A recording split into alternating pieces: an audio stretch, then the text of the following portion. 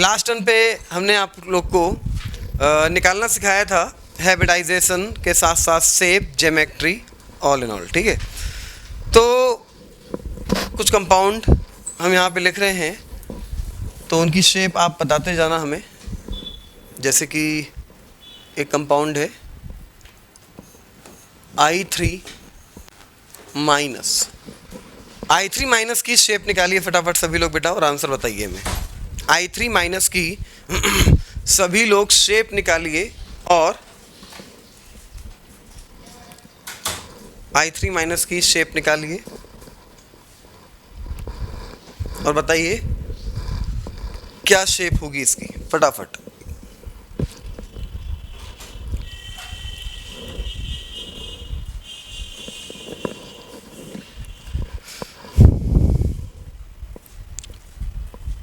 बोलिए फटाक से।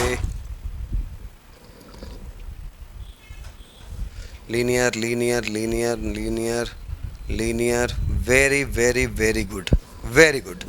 चलो अदिति देखो बेटा, एक बार आपकी नहीं है, मैं बता रहा हूँ। सबसे पहला काम क्या निकालते बेटा? हाइब्रिडाइजेशन।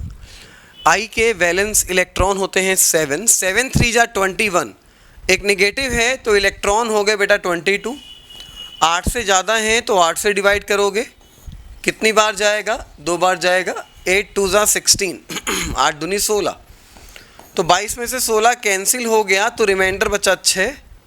8 से कम है, 2 से डिवाइड किया, 3 बार कटेगा, ये 2 और ये 3, ये मिला के हो गया 5, और 5 का आंसर हो गया sp3d। तो sp3d आ गया। अब जरा ध्यान देना, लोन पेयर कितने हैं इसके पास। लोन पेयर निकालने की ट्रिक हमने आपको बताई थी कि 22 से किसी को काटो, जो रिमाइंडर बचे उस रिमाइंडर को 2 से काटने के बाद जो भी आए उतने ही लोन पेयर होते हैं। तो 8 से कट किया, रिमाइंडर 6 बचा, 6 को 2 से कट किया, 3 आया, तो 2 से कट करने के बाद जो बचेगा उतने ही लोन पेयर होंगे। अगर 8 से कट करने के बाद कुछ रिमाइंडर बचा है, तो अगर 8 से कट करने के बाद कुछ रिमाइंडर बचा है तो उसको 2 से कट करने के बाद जो भी आएगा उतने ही लोन पेयर होंगे। तो लोन पेयर 3 इसके पास खत्म हो गया। sp3d याद करो, ऐसा ही तो होता था। एक लोन पेयर पे ये वाला बॉन्ड खत्म, सीसा हो गया। 2 लोन पेयर पे ये वाला बॉन्ड खत्म, टी शेप हो गया। 3 लोन पेयर पे ये वाला बॉन्ड भी खत्म, और ये 3 लोन पेयर पे हो गया क्या बेटा? 3 लोन पेयर पे ये हो गया लीनियर, तो आंसर आ गया लीनियर। अदिति अब क्लियर हो गया बेटा?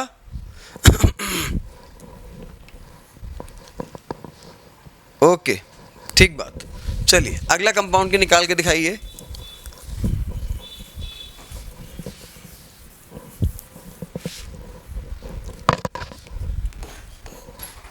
XeO बेटा, इसकी निकालिए शेप। XeO, हाँ बेटा, जैसे आपने किसी को 8 से कट किया गुलशेफ, ठीक है, 8 से कट करने के बाद जो रिमाइंडर बचा 8 से कट करने के बाद जो रिमाइंडर बचा उस रिमाइंडर को 2 से कट किया, और 2 से कट करने के बाद जितना भी बचेगा उतने ही लोन पेयर होंगे। ठीक है, T shape T shape T shape T shape. और बताओ और बताओ और बताओ और बताओ। पक्का?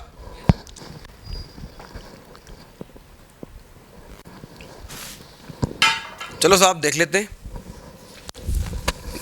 थोड़ा तेजी से। Xe के वैलेंस इलेक्ट्रॉन 8, O के वैलेंस इलेक्ट्रॉन 6, F के वैलेंस इलेक्ट्रॉन 7, 7 दूनी 14, 14 से 20, 20 8 28, 28 को डिवाइड मारा 8 से, कितनी बार जाएगा? 3 बार, 8 त्रिक 24, तो 28 में से 24 कट गया, रिमाइंडर कितना बचा? 4 बचा। 4 को डिवाइड किया 2 से, कितनी बार जाएगा? 2 बार जाएगा। 8 से कट करने के बाद जो रिमाइंडर बचे उसको 2 से कट करने के बाद जो बचे वही तो लोन पेयर होता है। याद है कि नहीं याद है? अभी बताया। तो लोन पेयर तो हो गए 2, लेकिन 3 और 2 हो गया क्या? 3 और 2 हो गया 5, और 5 का आंसर हो गया क्या? 5 का आंसर हो गया sp3d। और लोन पेयर कितने? लोन पेयर 2, लोन पेयर 2, तो sp3d ऐसा होता है, एक लोन पेयर तो ये वाली बॉन्ड खत्म, 2 लोन पेयर तो ये वाला बॉन्ड खत्म। तो शेप कैसी आ जाएगी? T shape. कैसी आ जाएगी? T shape is the exactly right answer. Note करिए फटाक से, टी शेप। अगला एग्जाम्पल नोट करिए, टी शेप।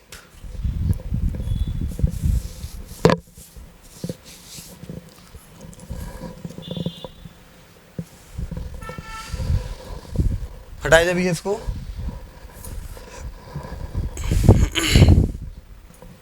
चलिए हटाते हैं इसको।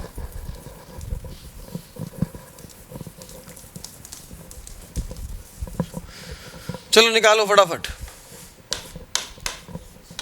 इसका बताओ, इसका बताइए फटाफट। PCl3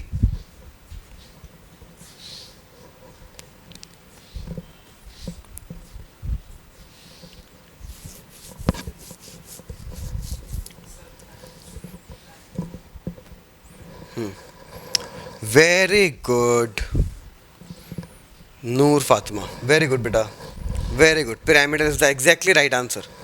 pyramidal is the exactly right answer. देख लो, हम फिर से एक बार बता रहे हैं। Cl के वैलेंस इलेक्ट्रॉन कितने होते हैं? Cl के वैलेंस इलेक्ट्रॉन 7 होते हैं। 7 त्रिक 21, 21 5 26, वैलेंस इलेक्ट्रॉन 26। 8 से कट मारोगे तो 3 बार जाएगा, 8 त्रिक 24, रिमाइंडर बचेगा 2। 2 को 2 से कट मारोगे कितना आएगा? 1।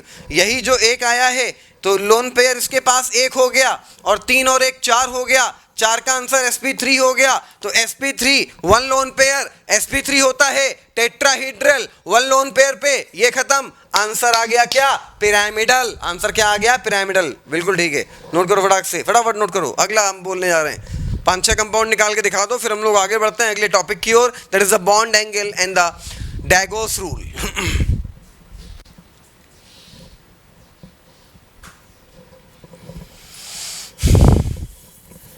हटा दिया जाए भैया, ठीक बात।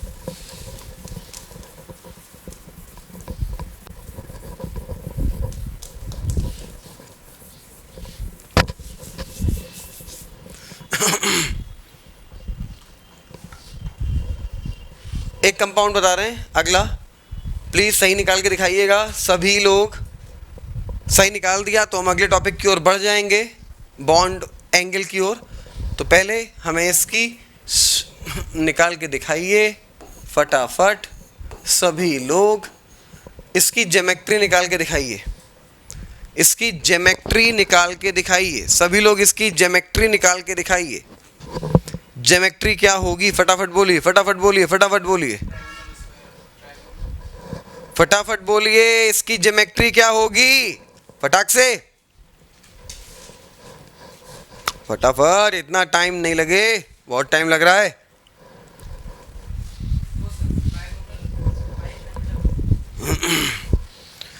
बोलो बोलो बोलो बोलो बोलो, जल्दी बोलो।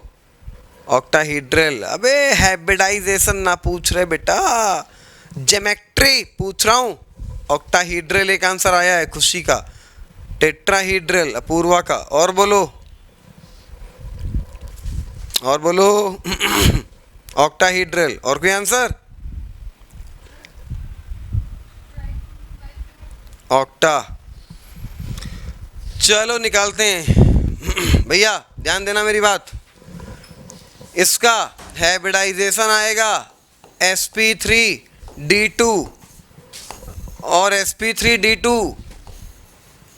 ज्योमेट्री कैसी होती है? बिल्कुल सही, ऑक्टाहीड्रल। लोन पेयर देखने की कोई ज़रूरत नहीं है, क्योंकि हमने पूछा क्या है? ज्योमेट्री। और ज्योमेट्री जब पूछी जाए, पूछा हुआ क्वेश्चन है 2013 नीट में, जब नीट दुनिया में पहली बार कंडक्ट हुआ था तब ये क्वेश्चन पूछा था ज्योमेट्री। हम लोग जल्दीबाजी में शेप निकाल देते हैं कि 2 लोन पेयर नहीं देखना है, स्क्वायर प्लेनर नहीं। अदिति बेटा, स्क्वायर प्लेनर इसकी शेप होगी, आपसे ज्योमेट्री पूछी है। ज्योमेट्री लोन पेयर आए या ना आए, sp3d2 की ज्योमेट्री होती है ऑक्टाहीड्रल। ज्योमेट्री पे लोन पेयर से कोई भी फर्क नहीं पड़ता है। हाँ, अगर ज्योमेट्री ज्योमेट्री की बजाय यहां शेप पूछता तो आपकी बात सही थी कि शेप होती स्क्वायर पिरामिडल 100%। क्या मेरी बात क्लियर है? क्या इतनी बात क्लियर है भैया? बोलो फटाक से। 100%। ठीक है। क्वेश्चन में क्या पूछा है? क्वेश्चन में कुछ और पूछा है। क्वेश्चन में क्या पूछा है? ज्योमेट्री पूछी है। ज्योमेट्री पूछेगा, लोन पेयर देखने की कोई भी जरूरत नहीं है। शेप पूछेगा तो लोन पेयर देखने की जरूरत है। गलती करोगे इसलिए क्वेश्चन कराया है, तो आगे गलती मत करिएगा। ध्यान दीजिएगा कि ज्योमेट्री पूछ रहा है या शेप पूछ रहा है। अगर ज्योमेट्री पूछ रहा है तो लोन पेयर नहीं देखना है, डायरेक्ट हाइब्रिडाइजेशन देखना है और उस हाइब्रिडाइजेशन की क्या ज्योमेट्री होती है बता देना है। और अगर शेप पूछ रहा है तो लोन पेयर भी देखने हैं। जैसे कि यहां पे जिनॉन के पास 2 लोन पेयर होंगे, तो शेप, अगर शेप की बात करें तो एक लोन पेयर पे स्क्वायर पिरामिडल हो जाता था और 2 लोन पेयर पे स्क्वायर प्लेनर हो जाता था। तो भैया यहां पे शेप स्क्वायर प्लेनर हो जाएगी, लेकिन ज्योमेट्री ऑक्टाहेड्रल रहेगी। क्लियर? ठीक है। एक और करवाते हैं, उसके बाद फिर आगे। एक और फटाफट निकाल के दिखाओ।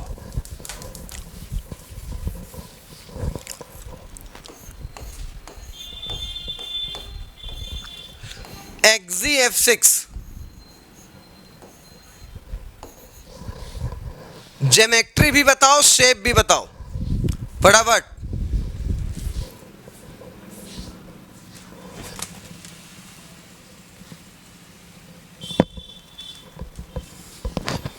XGF6 इसकी ज्योमेट्री भी बताइए, शेप भी बताइए। XGF6 की ज्योमेट्री एंड शेप दोनों।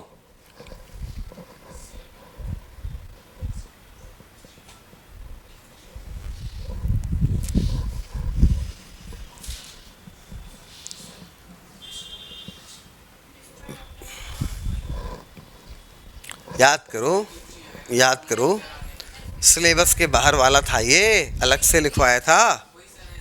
हाँ, very good. Pentagonal bi pyramidal इसकी होगी ज्योमेट्री। Very good. और शेप होगी डिस्ट्रॉयटेड ऑक्टाहेड्रल। सिलेबस में नहीं था लेकिन हमने बोला था कि बाय द वे कोई पागल एग्जामिनर हो क्वेश्चन रख दे। ठीक है। तो भैया यहां पे ये निकलेगा क्या? ये निकलेगा sp3d3 और sp3d3 की ज्योमेट्री होती है pentagonal bi pyramidal. Pentagonal bi pyramidal. Shape एक लोन पेयर आ जाएगा और शेप हो जाएगी डिस्ट्रॉयटेड ऑक्टाहेड्रल। क्या हो जाएगी? डिस्ट्रॉयटेड ऑक्टाहेड्रल। शेप क्या हो जाएगी? डिस्ट्रॉयटेड ऑक्टाहेड्रल। ओके, नोट करिए भैया। आप समझ में आ गई? दिमाग में फीड रहेगा। ज्योमेट्री और शेप दोनों में अंतर क्या है? रहेगा फीड एकदम 100% साहब। समझ में आ गया? अगर क्वेश्चन में ज्योमेट्री पूछा है तो ज्योमेट्री बताएंगे, शेप पूछा है तो शेप बताएंगे। शेप पूछा है तो लोन पेयर देखने की जरूरत है, ज्योमेट्री पूछा है तो लोन पेयर देखने की कोई जरूरत नहीं है। ज्योमेट्री पूछा है, सिर्फ हाइब्रिडाइजेशन देखेंगे और उस हाइब्रिडाइजेशन की क्या ज्योमेट्री होती है बता देंगे। काम खत्म। ठीक है, चलिए इसको हटाते हैं, आगे बढ़ते हैं। क्लियर हो गया तुम लोग को? ठीक। हाँ साहब, हेडिंग डालिएगा bond angle. Next topic bond angle. और बॉन्ड एंगल के बाद हम लोग पढ़ेंगे ड्रैगोस रूल। किसी ने हमसे कल या लास्ट टर्न पे डिस्कस किया था सर ड्रैगोस रूल कब पढ़ाएंगे? अबे सब पढ़ाएंगे, जो यहाँ वो यहाँ, इसके बाहर कुछ नहीं। केमिकल बॉन्डिंग पूरी पढ़ाने के बाद क्वेश्चन लगा लेना दुनिया के किसी किताब से। ठीक है, अच्छा साथ दिया तुमने, पूछा था। क्वेश्चन नहीं फंसेगा, ये मेरी गारंटी। आईटी एडवांस तक का क्वेश्चन नहीं फंसेगा। कोई भी चैप्टर पढ़ाने के बाद कॉन्सेप्ट के बाहर क्वेश्चन नहीं जाएगा। आईआईटी एडवांस तक का। नीट की तो बात ही नहीं कर रहे हैं यार। नीट के क्वेश्चन के साथ तो खेलोगे, मतलब लगे क्या मजाक कर रहा है, नीट में पूछा हुआ क्वेश्चन है क्या? ऐसा क्वेश्चन होगा, वादा है। ठीक है। और डाइपोल मोमेंट का इस साल नीट में एक क्वेश्चन आया था, आपने शायद देखा हो। जो हमने आपको डाइपोल में पढ़ाया था उसमें से एक क्वेश्चन था कि ऐसा कौन सा सेट है जिसमें डाइपोल मोमेंट 0 होगा। एक था BF3 surrounding atom same no lone pair, एक था BF2 surrounding atom same no lone pair, एक था CO2 surrounding atom same no lone pair, एक था दोनों आमने सामने सीएल लगे थे, कॉपी का क्वेश्चन था, याद है कि नहीं याद है? अगर किसी ने एग्जाम दिया होगा तो उसको याद होगा, ठीक है, ओके। हाँ, तो आप बेफिक्र रहिए, जो टॉपिक पढ़ा देंगे उस टॉपिक का एक एक क्वेश्चन कहीं से भी लगेगा, एक एक क्वेश्चन। 45 में 45 लगेंगे, 44 नहीं बोल रहा हूँ, 45 में 45 लगेंगे, और 45 में 45 ना लगे तो फिर पढ़ाना बेकार है। 45 में 45 लगेंगे अगर उतना पढ़ लोगे तो, ये मेरा वादा है। और बच्चे सही करके आए हैं, सही करके आते हैं, 45 में 45 सही होते हैं, बहुत आराम से सही होते हैं। केमिस्ट्री में, फिजिक्स नहीं है, बस जितना पढ़ा रहे हैं उतना पढ़ते रहो, पागलों की तरह पढ़ते रहो, पढ़ाई पे बहुत भयंकर ध्यान दो। बहुत मतलब ज़्यादा बातें नहीं करनी है, पढ़ाई करनी है, और किसी को बताना भी नहीं है कि हम बहुत पढ़ाई कर रहे हैं। चुप करना है, चुप। हैंड पाइप देखा है? हैंड पाइप बनो। हैंड पाइप समझते हो ना? अबे तुम लोग तो अंग्रेज हो गए, हैंड पाइप समझते नहीं होगा। नहीं, हैंड पाइप पुराने जमाने में आता था। तो हैंड पाइप बनो, ऊपर 5 फीट, नीचे 120 फीट। दुनिया को, तुम्हारे दोस्तों को ना बताओ तुम कितना पढ़ रहे हो, घर वालों को मत बताओ कितना पढ़ रहे हो, उनको कुछ मत दिखाओ, पढ़ते रहो पागलों की तरह, और किसी को पता भी ना चले कि तुम पढ़ रहे हो। बात समझ में आ रहा है ना? हाँ, तो बिल्कुल पागल, बिल्कुल दिखाने की कोई ज़रूरत नहीं है। बोला ना, हैंड पाइप बनो, 5 फीट ऊपर 120 फीट नीचे।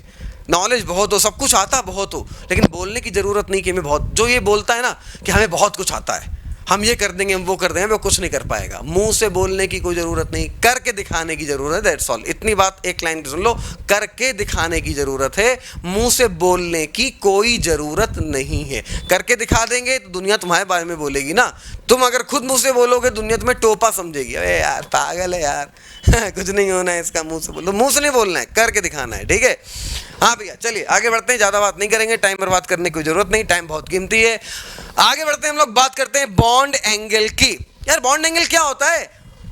कोई भी दो बॉन्ड है यार, मान लो दो बॉन्ड, यहाँ इसके बीच में एक बॉन्ड लगा दिया, तो बॉन्ड के बीच का एंगल बॉन्ड एंगल, ऐसा बॉन्ड हुआ तो बॉन्ड एंगल ये हो गया, वैसा बॉन्ड हुआ तो बॉन्ड एंगल ये हो गया, और बॉन्ड कुछ ऐसा हुआ तो बॉन्ड एंगल ये हो गया। कुछ नहीं यार, दो एटम के बीच का जो एंगल होता है उसको आप बॉन्ड एंगल कहते हो।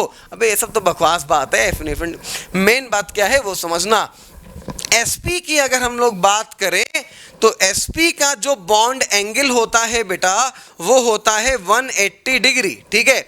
sp2 की अगर बात करें तो sp2 का जो बॉन्ड एंगल होता है वो होता है 120 डिग्री, और sp3 की अगर बात करें तो sp3 का बॉन्ड एंगल होता है 109.28 मिनट, 109 डिग्री और 28 मिनट, तब जब लोन पेयर ना हो। आपको याद होगा valence shell electron pair repulsion theory, हमने वहां पे आपको लास्ट में बताया था कि लोन पेयर के आने पे शेप चेंज होता है और बॉन्ड एंगल चेंज होता है। लिखना है सर? नहीं लिखना अभी कुछ नहीं है, अभी लिखवाएंगे, परेशान मत हो, बात सुनो पहले।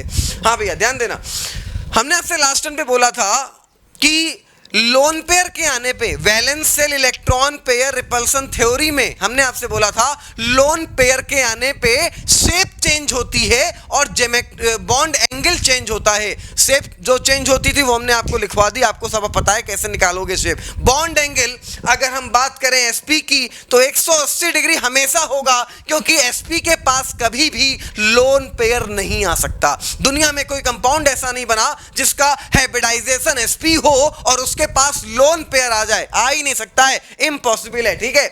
sp2 की बात करें, sp2 अपने पास एक लोन पेयर रख सकता है। sp3 की बात करें, sp3 अपने पास 2 लोन पेयर रख सकता है। याद है कि नहीं याद है? तो ये जो बॉन्ड एंगल लिखे हैं ये तब तक सही हैं जब तक सेंट्रल एटम के पास एक भी लोन पेयर ना हो। तो अब जरा लिखो इन तीनों की बॉन्ड एंगल। बॉन्ड एंगल फटाफट लिखो। sp के नीचे 180 डिग्री, थोड़ा तेज लिखेंगे क्योंकि आज पूरा बॉन्ड एंगल खत्म करना है। sp2 के नीचे 120 डिग्री, sp3 के नीचे 109.28। उम्मीद करते हैं लिख चुके होंगे, ठीक है, लिख चुके होंगे ना, लिख चुके होंगे पक्का, लिख लिया, ओके। नोट लगाओ, नीचे नोट लगा के लिखो, नीचे नोट लगा के लिखो। ऊपर दिए हुए बॉन्ड एंगल, लिखिए, ऊपर दिए हुए बॉन्ड एंगल, ऊपर दिए हुए बॉन्ड एंगल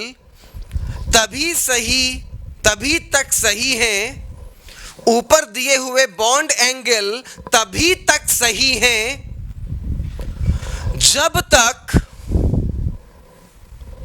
तभी तक सही हैं जब तक सेंट्रल एटम के पास एक भी लोन पेयर नहीं है। जब तक सेंट्रल एटम के पास एक भी लोन पेयर नहीं है।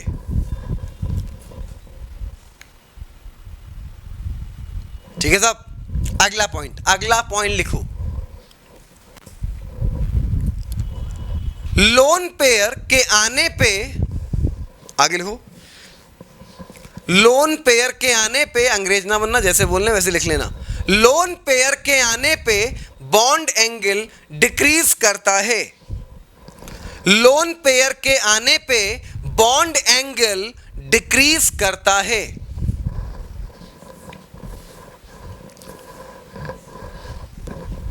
बॉन्ड एंगल, एक काम करना, बॉन्ड एंगल थोड़ा डिक्रीज करता है, ऐसे लिख लेना। बॉन्ड एंगल थोड़ा सा डिक्रीज करता है, बीच में थोड़ा लिख लेना।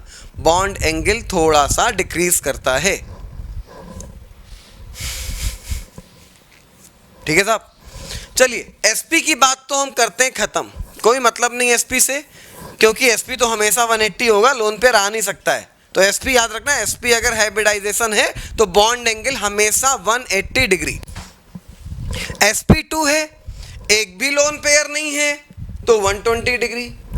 एक लोन पेयर आ गया तो थोड़ा सा कम हो जाएगा, हमें नहीं पता कितना होगा, हमें नहीं पता वैल्यू क्या होगी, हमें यह पता कि 120 डिग्री से कम होगा, दैट्स ऑल। अगर लोन पेयर आ गया तो लोन पेयर के आने पे sp2 की औकात क्या होती है? sp2 की औकात होती है एक लोन पेयर रखने की। आपको याद होगा sp2 अपने पास ज्यादा से ज्यादा एक लोन पेयर रख सकता है। तो अगर sp के पास एक लोन पेयर है तो बॉन्ड एंगल 120 डिग्री से थोड़ा कम होगा, और अगर एक भी लोन पेयर नहीं है तो बॉन्ड एंगल एग्जैक्ट कितना होगा? 120 डिग्री। दिमाग में लिख लेना, बॉन्ड एंगल sp2 जब एक भी लोन पेयर नहीं तो 120 डिग्री।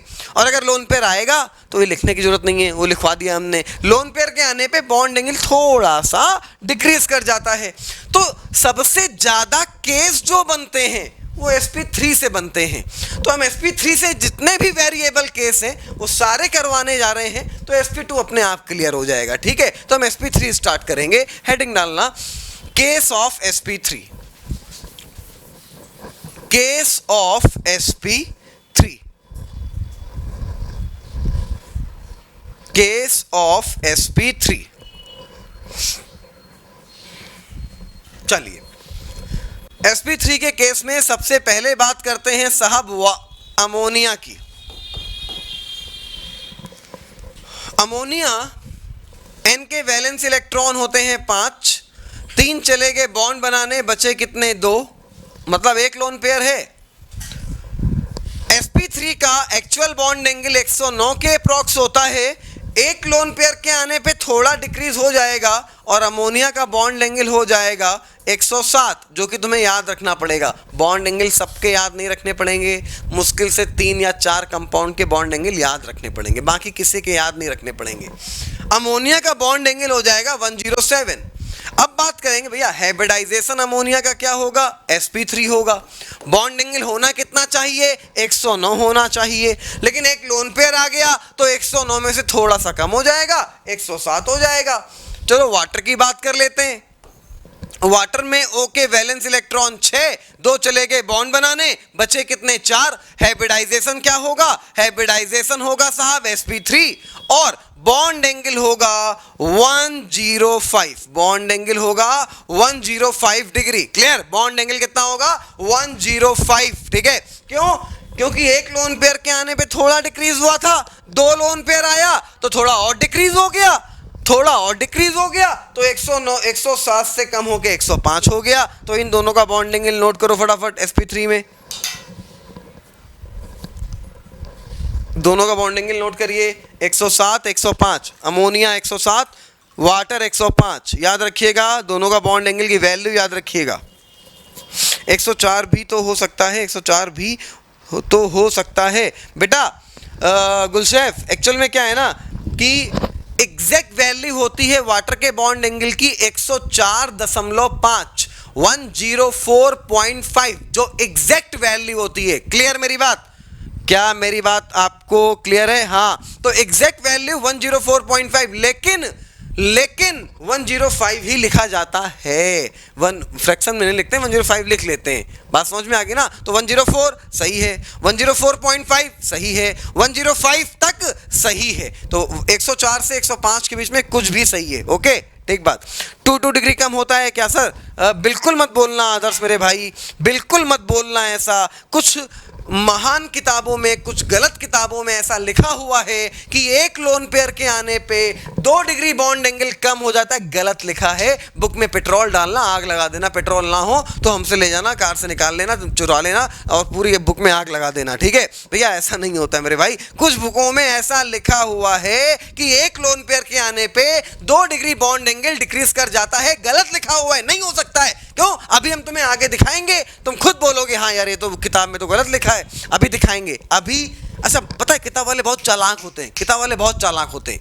किताब में लिख दिया एक लोन पेयर के आने पे 2 डिग्री बॉन्ड एंगल कम हो जाता है। एग्जाम्पल दे दिया अमोनिया और एग्जाम्पल दे दिया वाटर। बस खाली वही एग्जाम्पल दिए, खाली वही एग्जाम्पल दिए जो उनके फंडे पे फिट होते थे। चलो अब आपने पूछा है तो हमें यहाँ पे लाना नहीं चाहिए था, लेकिन आप सुन लो अब जरा। PH3 का बॉन्ड एंगल लगभग 92 डिग्री होता है। PH3 का हाइब्रिडाइजेशन sp3 होता है, लोन पेयर एक होता है। बताओ sp3 एक लोन पेयर है ना? sp3 एक लोन पेयर है ना? किताब में लिखा है कि एक लोन पेयर पे 2 डिग्री कम कर दो। 109 में से 2 डिग्री घटाओ, कितना होना चाहिए? 107 होना चाहिए ना? PH3 का भी कितना होना चाहिए? 107, क्योंकि भैया एक लोन पेयर पे 2 डिग्री कम होता है। sp3 का एक्चुअल बॉन्ड एंगल 109 होता है। एक लोन पेयर पे 2 डिग्री कम किया, होना कितना चाहिए? 107 के आसपास। है कितना? 92। गलत लिखा है ना किताब में। अब तो मानते हो ना? अब तो मानते हो ना भैया? मानते हो कि नहीं मानते हो? अब तो मानते हो भैया। पूरी पिक्चर दिखाएंगे, अंदर की एक एक चीज दिखाएंगे। टेंशन मत लेना। बॉन्ड एंगल के साथ अगर तुम खेलने ना लगे तो मतलब फिर पढ़ाना बेकार है। मतलब देखते ही आंसर बताओगे। सारे केस दिखाएंगे, बिल्कुल मत परेशान होना। हमें एक एक केस की बात करने दो, ठीक है? कोई कंफ्यूजन नहीं होगा। कुछ है सारे कंफ्यूजन खत्म कर देंगे यहाँ पे, बस हमें पूरा पढ़ा लेने दो। चलो ठीक है भैया, वाटर का बॉन्ड एंगल पता चल गया, अमोनिया का बॉन्ड एंगल पता चल गया। अब जरा एक क्वेश्चन करते हैं, फिर आगे बढ़ते हैं। एक क्वेश्चन लिखिए। Which of the following compound, पूछा हुआ क्वेश्चन है नीट में। Which of the following compound, question लिखिए। Which of the following compound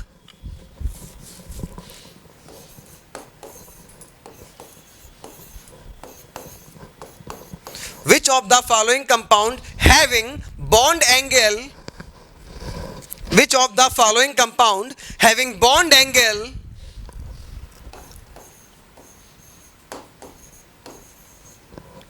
which of the following compound having bond angle exactly equal to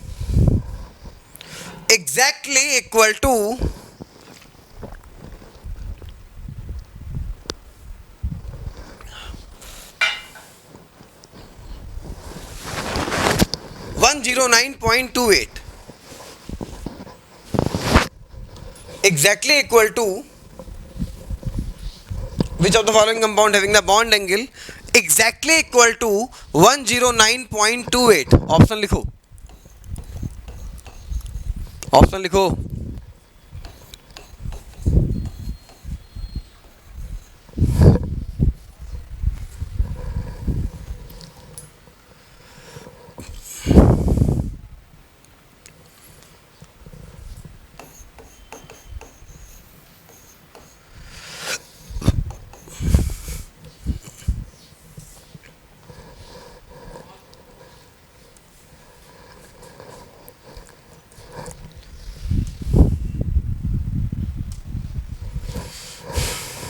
चलो करना नहीं है, आंसर ना बताना।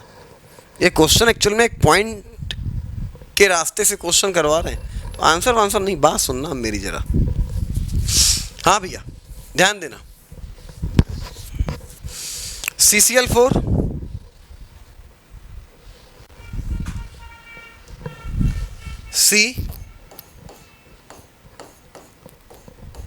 Cl4 CaCl3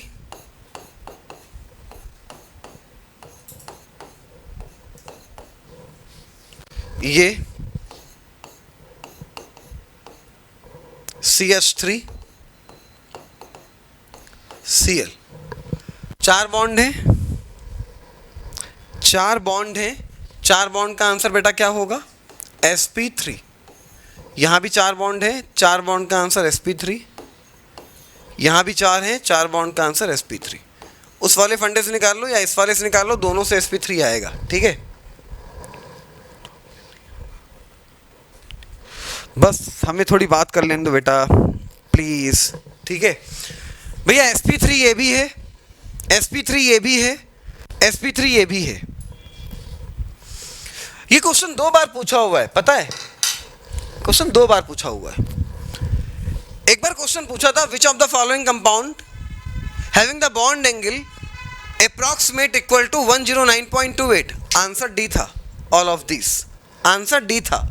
फिर एक बार क्वेश्चन पूछा गया which of the following compound having the bond angle exactly equal to 109.28, answer first था। मेरी बात समझना, तब आंसर फर्स्ट था। जब एग्जैक्टली इक्वल पूछे, एग्जैक्टली इक्वल तब होगा जब sp3 हो, कोई लोन पेयर ना हो। आगे की बात सुनो, सराउंडिंग एटम भी सेम हो, तब एग्जैक्टली इक्वल होगा। मेरी बात समझ लेना ध्यान से जरा। 109.28 एग्जैक्टली इक्वल कब होगा? जब सेंट्रल एटम sp3 हाइब्रिडाइज्ड हो, कोई लोन पेयर ना हो और सराउंडिंग एटम सारे के सारे सेम हो, तो एग्जैक्ट इक्वल होता है 109.28 के। तो यहां पे अप्रॉक्स होगा, यहां पे अप्रॉक्स होगा, यहां पे एग्जैक्ट होगा, आंसर फर्स्ट होगा। क्या मेरी बात समझ में आई? अभी लिखना नहीं, लिखवाएंगे, अभी लिखना। क्या मेरी बात समझ में आई? क्या मेरी बात समझ में आई? कंफर्म 100%। जब पता है क्या होता है, एक बार जरा पूरी बात सुनना तो और क्लियर होगी। एक बात सुनना, हमने लास्ट टर्न पे आपको लिखवाया था, याद करना, लोन पेयर रिपल्सन, याद है या नहीं याद है? सबसे स्ट्रॉन्ग कौन सा? Lone pair repulsion. उससे वीक कौन सा? Lone pair bond pair repulsion. सबसे वीक कौन सा? सबसे वीक कौन सा? Bond pair repulsion. बोलो याद है कि नहीं याद है? सबसे वीक कौन सा? Bond pair repulsion.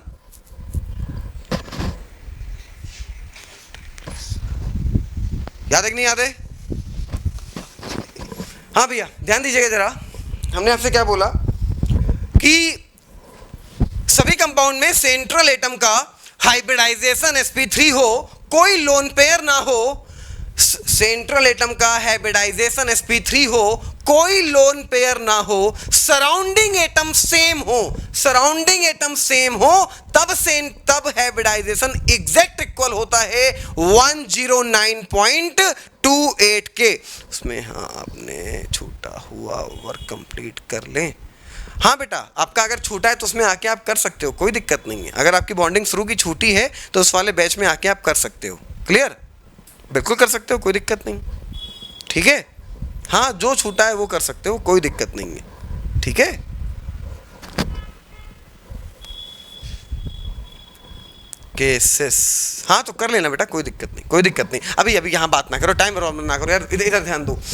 पहले बताओ ये बात समझ में आई कि एग्जैक्ट इक्वल कब होगा? जब सेंट्रल एटम sp3 हाइब्रिडाइज्ड हो, सराउंडिंग एटम सेम हो और सेंट्रल के पास कोई लोन पेयर ना हो, तब एग्जैक्ट इक्वल होगा। तो जरा हमें एक बात बताना, हम यहाँ पे एक कंपाउंड लिख रहे हैं, हम यहां पर एक कंपाउंड लिख रहे हैं और ये बताना इस कंपाउंड में सेंट्रल एटम का हाइब्रिडाइजेशन बॉन्ड एंगल अप्रॉक्स 109.28 या एग्जैक्ट 109. बोलो अप्रॉक्स होगा या एग्जैक्ट होगा?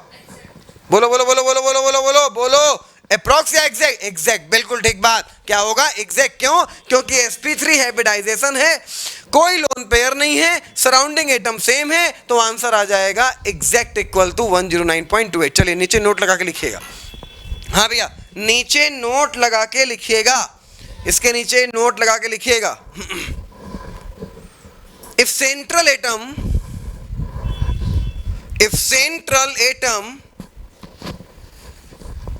is sp3 hybridized, if central atom is sp3 hybridized, if central atom is sp3 hybridized, and no any lone pair of electron and no any lone pair of electron and no any lone pair of electron and surrounding atom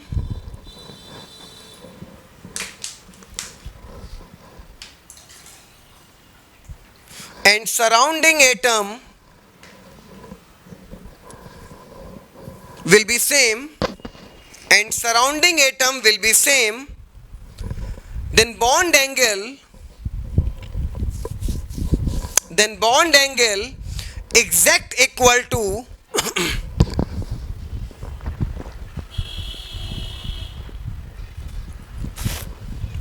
then bond angle exact equal to 109.28, then bond angle exactly equal to 109.28, तो bond angle exact equal होगा 109.28 के। ठीक है भैया, ठीक है, ए पे टिक करो क्वेश्चन में, और एक एग्जाम्पल ये वाला भी बना लो, पॉइंट के नीचे एक एग्जाम्पल ये भी बना लो, लिख लेना bond angle exactly equal to 109.28, bond angle exactly equal to 109.28। बेटा पूरी वैल्यू होती है 109 डिग्री 28 मिनट, वो पूरी वैल्यू होती, पूरी मिनट में आती ना, पॉइंट का मतलब मिनट में होता है यहाँ पे, इस वजह से बोलते हैं। ठीक है,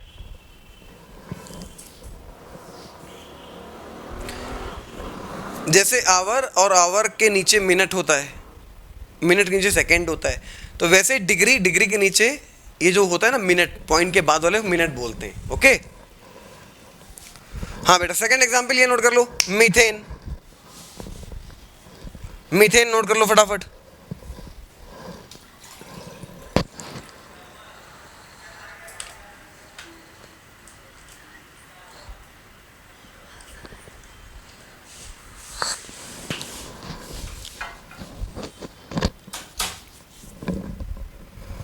भैया हटाया जाए इसको, हटाया जाए, बोलो बोलो हटाया जाए, बोलो बोलो हटाया जाए, बोलो बोलो हटाया जाए, बोलो बोलो हटाया जाए। समझ में आ गया बात, समझ में आ गई 100% पक्का, ठीक बात। चलो sp3 के पहले केस की बात कर ली, बिना केस की बात करे, क्वेश्चन के थ्रू बात करी है तो बात ज़्यादा टाइम तक याद रहेगी, डायरेक्ट पॉइंट लिखवाते तो मज़ा नहीं आता। अगला केस भी हम पॉइंट के थ्रू ही, एग्जाम्पल के थ्रू ही बात करेंगे, लेकिन ज़रा मेरी बात सुनना थोड़ी सी। एक बात बताना, ये मेरी येलो टी शर्ट के आगे दो मार्कर दिख रहे हैं, दिख रहे हैं, दो मार्कर दिखाई दे रहे हैं आपको, ठीक बात। अब जरा एक बात बताओ, ये क्या हुआ कि एक बार इलेक्ट्रॉन, मेरी उंगली देखना और ध्यान देना, एक बार इलेक्ट्रॉन यहाँ और यहाँ बैठा है, ठीक, एक बार इलेक्ट्रॉन यहाँ और यहाँ बैठा है, पहला केस, और एक बार इलेक्ट्रॉन यहाँ और यहाँ बैठा है, दूसरा केस। बताओ रिपल्सन ज़्यादा कब होगा, पहले वाले में या दूसरे वाले में? बोलो बोलो बोलो, बिल्कुल सही, बोलो बोलो बोलो बोलो, रिपल्सन ज़्यादा होगा पहले में या दूसरे में? बोलो फटाक से। 100%, वेरी गुड, पहले वाले में रिपल्सन ज़्यादा होगा, मानते हो? हम नहीं बोल रहे हैं, आप बोल रहे हो, हम कुछ नहीं बोल रहे हैं, सब आप बोल रहे हो, ठीक है। पहले वाले में रिपल्सन ज़्यादा होगा। अच्छा, रिपल्सन ज़्यादा होगा, अगर रिपल्सन ज़्यादा होगा तो ये एंगल बढ़ नहीं जाएगा। अगर रिपल्सन होगा एंगल ये तब कब बढ़ पाएगा, जब रिपल्सन ज्यादा होगा या रिपल्सन कम होगा? रिपल्सन ज्यादा होगा। Internet please repeat. हाँ बेटा रिपीट कर रहा हूँ, बेफिक्र रहिए, ठीक है। खुशी फिर से सुनना, हमने इतनी बात बोली थी कि मान लीजिए कुछ ऐसा है, एक सिस्टम ये है कि मेरी उंगली पे ध्यान देना, एक बार इलेक्ट्रॉन यहाँ और यहाँ बैठे हैं, ठीक है। दूसरा सिस्टम ये है कि इलेक्ट्रॉन यहाँ और यहाँ बैठे हैं, तो रिपल्सन ज़्यादा कहाँ होगा, पहले वाले सिस्टम में या दूसरे वाले सिस्टम में? तो आंसर था पहले वाले सिस्टम में, कंफर्म बात, ठीक है, क्योंकि यहाँ पे इलेक्ट्रॉन पास पास है। रिपल्सन अगर ज़्यादा होगा तो बोलो एंगल बढ़ेगा या घटेगा? बोलो बोलो बोलो, एंगल बढ़ेगा या घटेगा? अधेगा। अबे यार, अधेगा नहीं, घटेगा, बकलोल, है ना, इंक्रीज करेगा।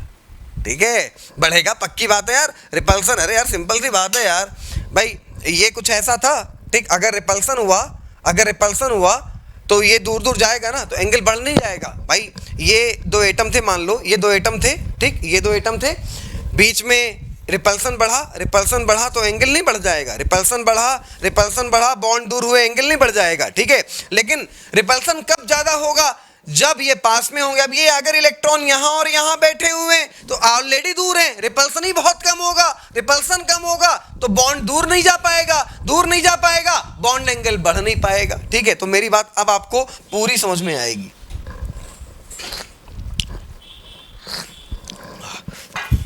गजब। हाँ भैया, ध्यान देना जरा, ध्यान देना, बहुत इंपॉर्टेंट बात बताने जा रहे हैं। N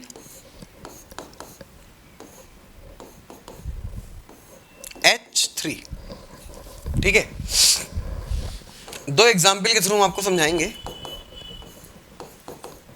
PH3 हाइब्रिडाइजेशन निकाल लेना दोनों का, sp3 निकाल के देख लेना। ठीक है, लोन पेयर एक इसके पास, लोन पेयर एक इसके पास।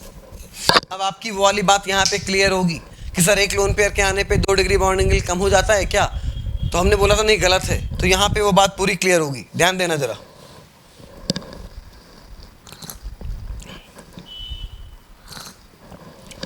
हाँ, जितना पास उतना दूर, बिल्कुल सही। हाँ भैया ध्यान देना, हमें एक बात बताना, N और P फिफ्थ में याद करना, ऊपर कौन होता है N, नीचे कौन होता है P। इलेक्ट्रोनिगेटिविटी ज्यादा किसकी, N की या P की? इलेक्ट्रोनिगेटिविटी ज्यादा किसकी, N की या P की? बोलो बोलो, इलेक्ट्रोनिगेटिविटी ज्यादा किसकी, N की या P की? N की, 100%। ठीक बात। अब बोलो, इलेक्ट्रोनिगेटिविटी अगर ज्यादा होगी तो क्या होगा, बात समझना। इलेक्ट्रोनिगेटिविटी अगर ज्यादा होगी तो N अपनी ओर इलेक्ट्रॉन खींचेगा, N ने अपनी ओर इलेक्ट्रॉन खींचे, N ने अपनी ओर इलेक्ट्रॉन खींचे, N ने अपनी ओर इलेक्ट्रॉन खींचे। P की इलेक्ट्रोनिगेटिविटी ज्यादा थी, सॉरी, P की इलेक्ट्रोनिगेटिविटी कम थी N से, तो N ज्यादा इलेक्ट्रॉन अपने पास तक खींच पाएगा, लेकिन P खींचेगा तो, लेकिन H से खींचना शुरू किए और यहां तक खींच पाया। भैया N की इलेक्ट्रोनिगेटिविटी ज्यादा थी ना, N की इलेक्ट्रोनिगेटिविटी, हम नहीं बोल रहे हैं, आप बोल रहे हो, N की इलेक्ट्रोनिगेटिविटी ज्यादा थी ना, तो N इलेक्ट्रॉन ज्यादा खींचेगा, इलेक्ट्रॉन ज्यादा पास तक आएगा। P की इलेक्ट्रोनिगेटिविटी N से कम है, इलेक्ट्रॉन खींचेगा तो, लेकिन बहुत पास तक नहीं खींच पाएगा। तो जरा देखो, जरा ध्यान दो, इलेक्ट्रॉन यहां पे पास हैं, देखो इलेक्ट्रॉन रिपल यहां पे पास हैं, पास आ गए तो रिपल्सन नहीं ज्यादा हो जाएगा, और रिपल्सन ज्यादा हो गया तो बॉन्ड एंगल बढ़ जाएगा। तो इसका बॉन्ड एंगल ज्यादा और इसका बॉन्ड एंगल कम। बोलो नहीं समझ में आया? बोलो भैया, सोडियम का बॉन्ड एंगल ज्यादा, हाँ बिल्कुल सही है। समझ में आया या नहीं, झूठ मत बोलना, मोस्ट इंपॉर्टेंट बात है। समझ में आया? 100% समझ में आया। ठीक बात। अब जरा हमने आपको पूरा का पूरा डिस्क्राइब कर दिया अंदर तक घुस के कि ऐसा कैसे होता है। किताब में नहीं मिलेगा, किताब में क्या मिलेगा वो बात मेरी सुनना। अब वो बात सुनना जो आपको जहां से डायरेक्ट क्वेश्चन निकालना है। ये बात हमने इसलिए बताई दिमाग में आपके फीड रहे कि ऐसा कैसे हो जाता है, वरना हम आपको डायरेक्ट रटवा भी सकते थे। क्या रटवा सकते थे कि सेंट्रल एटम की इलेक्ट्रोनिगेटिविटी जितनी ज्यादा, बॉन्ड एंगल उतना ज्यादा। अगर सभी sp3 हैं और सभी के पास लोन पेयर सेम है, सुन लेना केस क्या है अगला वाला। केस ये है कि सभी sp3 हो, सभी के पास लोन पेयर सेम हो, तो सेंट्रल एटम की इलेक्ट्रोनिगेटिविटी जितनी ज्यादा होगी, बॉन्ड एंगल उतना ज्यादा होगा।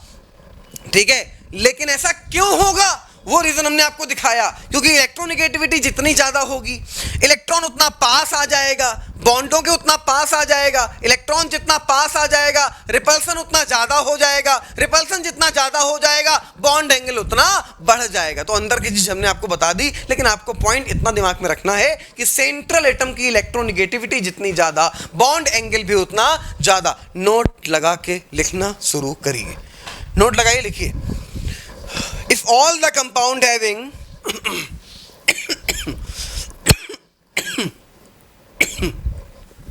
if all the compound having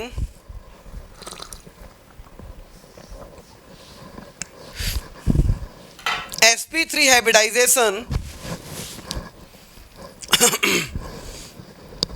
if all the compound having sp3 hybridization same lone pair of electron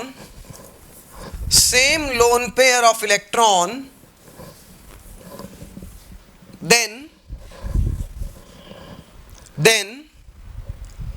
central atom की इलेक्ट्रोनिगेटिविटी जितनी ज्यादा होगी, सेंट्रल एटम की इलेक्ट्रोनिगेटिविटी जितनी ज्यादा होगी, सेंट्रल एटम की इलेक्ट्रोनिगेटिविटी जितनी ज्यादा होगी बॉन्ड एंगल भी उतना ज्यादा होगा, बॉन्ड एंगल भी उतना ज्यादा होगा। चलो एग्जाम्पल दिखाते हैं आपको। फिफ्थे में सबसे ऊपर N, उसके बाद P, AS, SB, BI। फिफ्थे के मेंबर होते हैं पीरियोडिक टेबल में, सबसे ऊपर नाइट्रोजन, उसके नीचे phosphorus, then arsenic, then antimony, then bismuth. अब जरा ध्यान देना, ये NH3, उसके बाद PH3, उसके बाद ASH3, उसके बाद SbH3, उसके बाद BiH3। ठीक,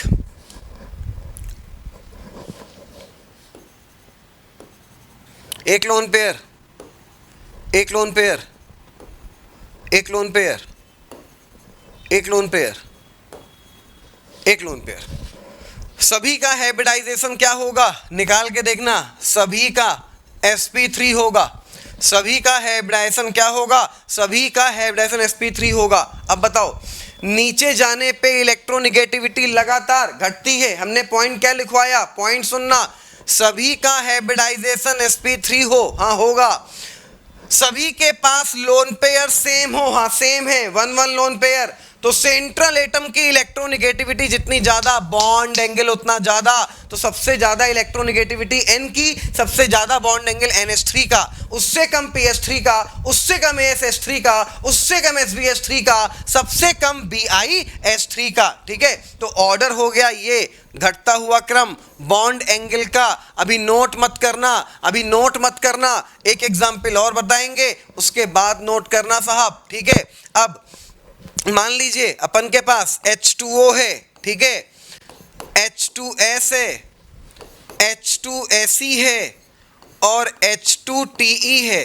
बेटा ध्यान देना, अगर आपको पीरियोडिक टेबल याद नहीं है तो 6A में सबसे ऊपर O होता है, उसके नीचे S होता है, उसके नीचे Fe और उसके नीचे Te। ऑक्सीजन, सल्फर, सेलेनियम, टेलेनियम, नीचे जाने पे इलेक्ट्रोनिगेटिविटी लगातार घटती है, तो इलेक्ट्रोनिगेटिविटी सबसे ज्यादा किसकी है, ऑक्सीजन की, और सेंट्रल एटम की इलेक्ट्रोनिगेटिविटी जितनी ज्यादा बॉन्ड एंगल उतना ज्यादा। क्या सभी का हाइब्रिडाइजेशन sp3 है? हाँ भैया सब sp3 है। क्या सभी के पास लोन पेयर सेम है? हाँ चेक कर लो यार, सभी के पास लोन पेयर भी सेम है, सभी के पास लोन पेयर भी सेम है, सबके पास दो दो लोन पेयर, सभी के पास sp3 हाइब्रिडाइजेशन। तो सेंट्रल एटम की इलेक्ट्रोनिगेटिविटी जितनी ज्यादा बॉन्ड एंगल उतना ज्यादा, सबसे ज्यादा बॉन्ड एंगल H2O का, देन H2S का, देन H2Se का, और सबसे कम हो गया H2Te का। ठीक है भैया, क्या मेरी ये दो बातें समझ में आई? N के बाद इंक्रीज, बोलो ये बात दोनों 100% समझ में आई? दोनों एग्जाम्पल क्लियर है? क्लियर है 100%? निकाल लोगे ना भैया?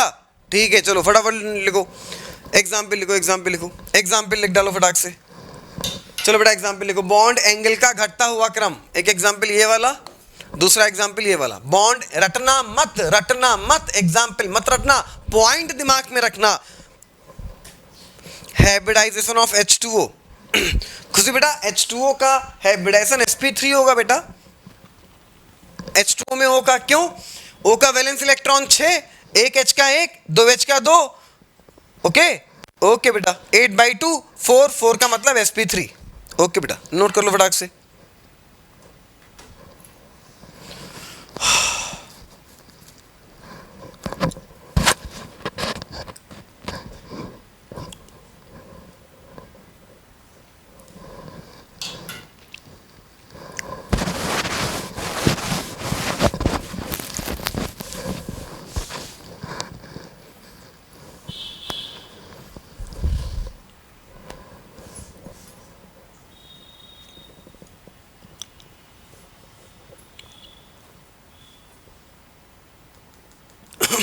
हो गया, चलो हटा दे इसको,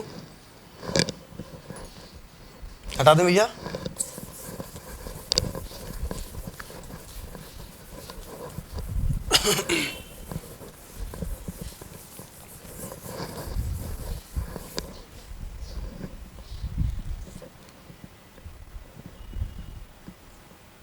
बताओ बेटा, लिखना नहीं अब, बताना।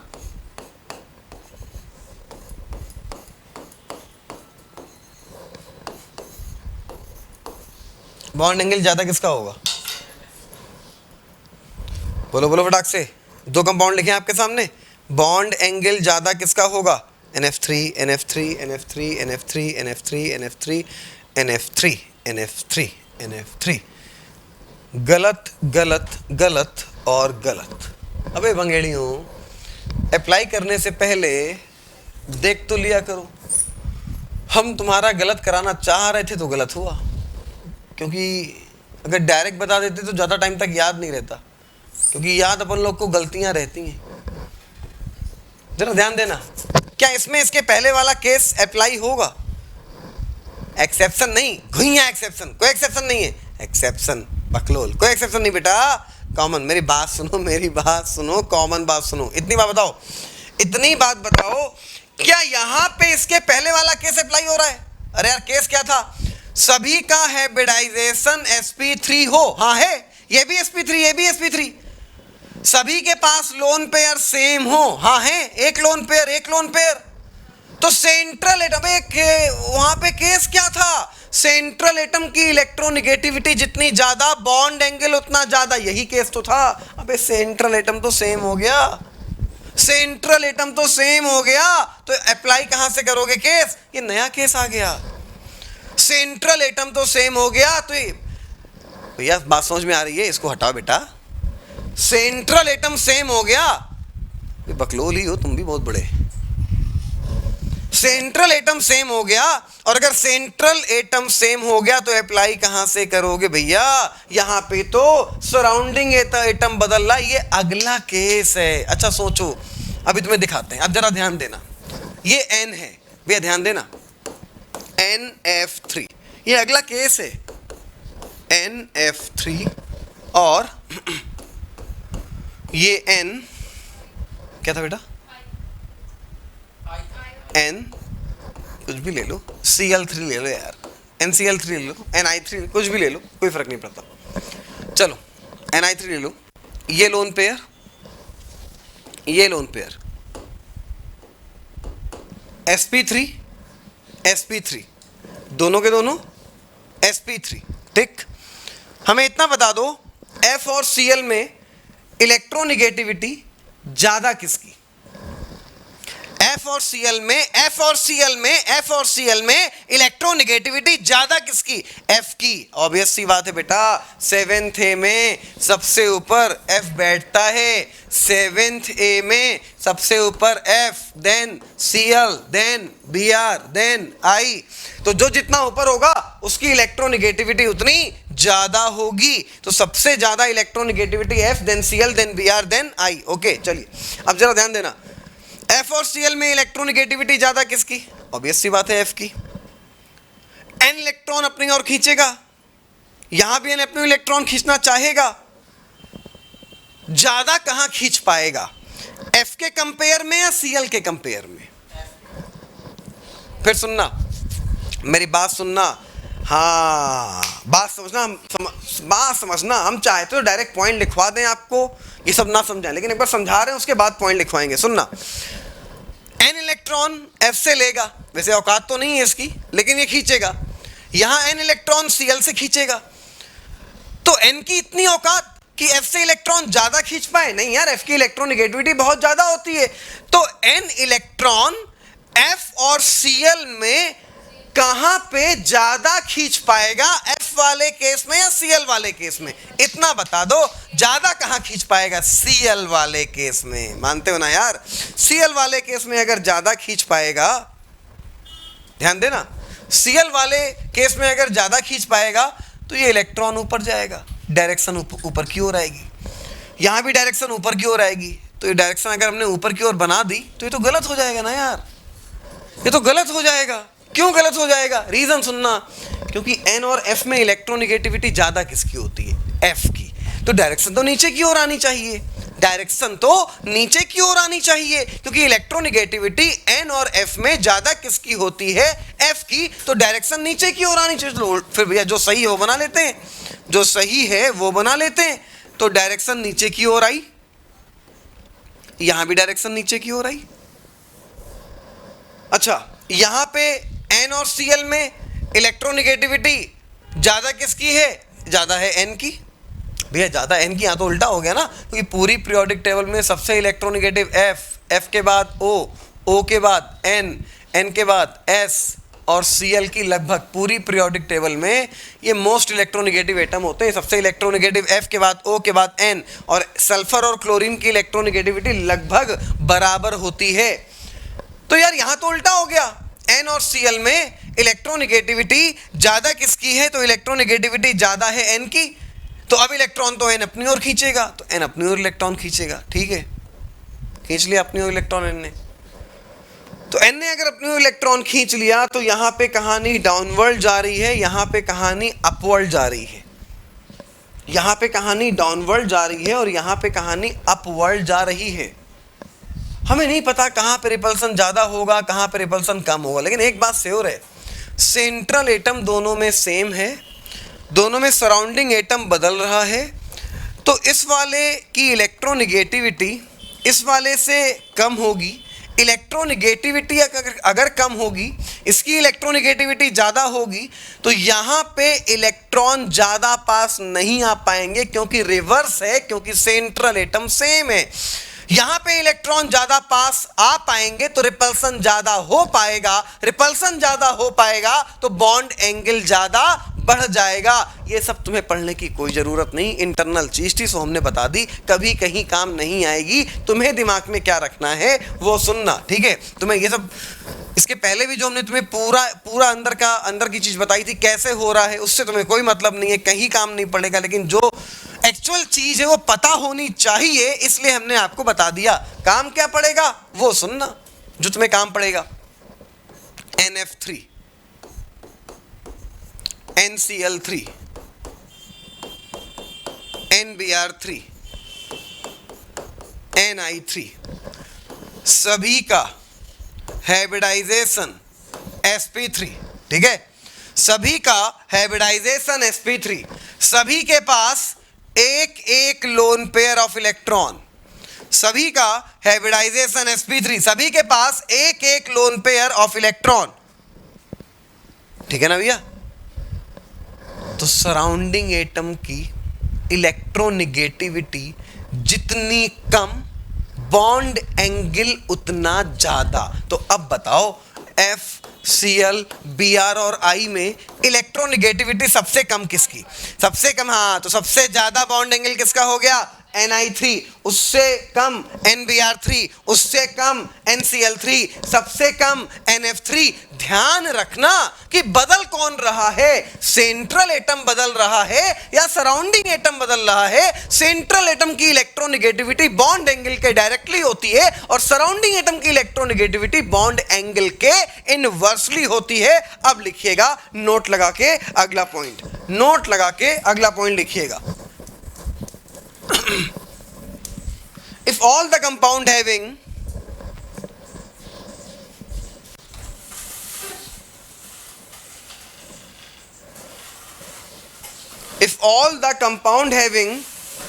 इसको ठीक करो जरा। If all the compound having sp3 hybridization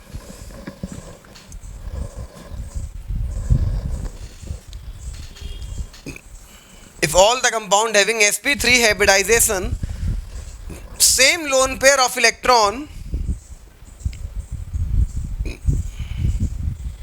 same lone pair of electron, same central atom,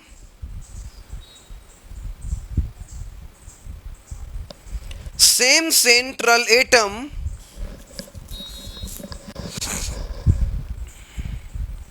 same central atom,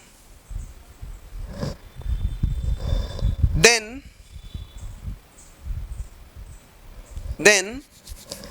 surrounding atom की इलेक्ट्रोनेगेटिविटी, then surrounding atom की इलेक्ट्रोनेगेटिविटी, then surrounding atom की इलेक्ट्रोनेगेटिविटी जितनी कम होगी, then surrounding atom की electronegativity जितनी कम होगी bond angle उतना ज्यादा होगा। देन सराउंडिंग एटम की इलेक्ट्रोनेगेटिविटी जितनी कम होगी बॉन्ड एंगल उतना ज्यादा होगा।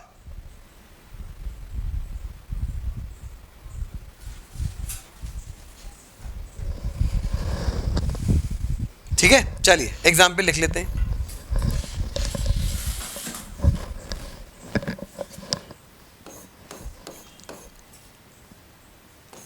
Ni3 सबसे ज्यादा, उससे कम NBr3, उससे कम NCl3, सबसे कम NF3।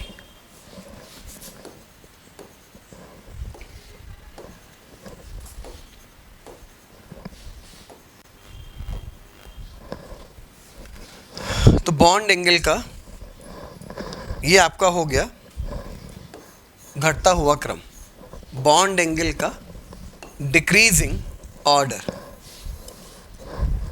सभी का हाइब्रिडाइजेशन बेटा sp3 है।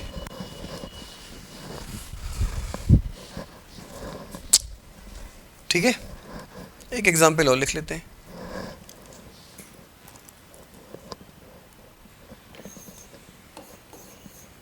SbR2 SCl2 SF2। मेरे ध्यान देना है केस कौन सा लग रहा है। सभी sp3 हैं, आराम से निकाल लेना, सभी sp3 आएंगे। सभी के पास या लोन पेयर एग्जाम में दिए नहीं होंगे, वो तुम्हें निकालने पड़ेंगे। लोन पेयर दो होंगे सभी के पास। लोन पेयर निकालने का तरीका हम आपको बता चुके हैं। सभी के पास दो लोन पेयर होंगे, मतलब सभी sp3 हैं, सभी के पास सेम लोन पेयर हैं, सभी के पास सेम सेंट्रल एटम है, सभी के पास सेम सेंट्रल एटम है। तो सराउंडिंग एटम की इलेक्ट्रोनेगेटिविटी जितनी कम बॉन्ड एंगल उतना ज्यादा। तो FCl Br में सबसे कम इलेक्ट्रोनेगेटिव कौन होता है? Br। तो सबसे ज्यादा बॉन्ड एंगल हो गया इसका, उसके बाद इसका, सबसे कम इसका। चलो नोट कर लो अगला एग्जाम्पल। अगला एग्जाम्पल नोट करने के बाद एक क्वेश्चन करेंगे। फटाक से नोट करो, फिर एक क्वेश्चन लिखते हैं।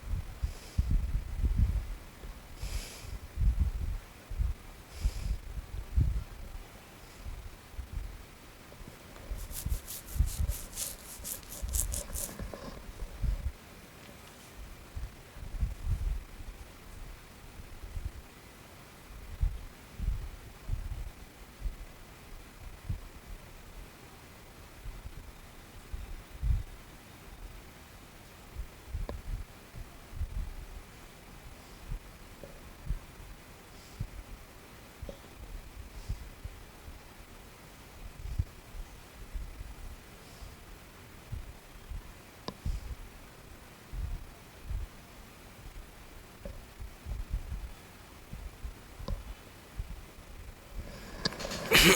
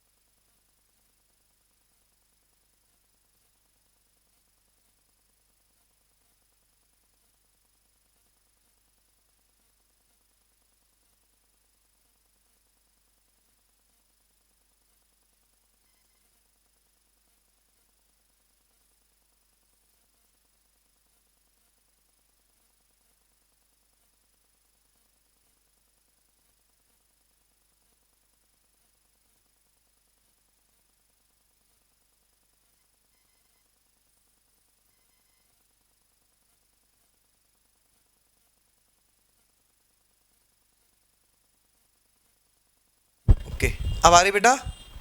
क्या वॉइस आ रही है? ओके, हाँ बेटा, क्वेश्चन लिखिए, क्वेश्चन लिखिएगा। Right the increasing order of bond angle, right the increasing order of bond angle in the following compound, in the following compound.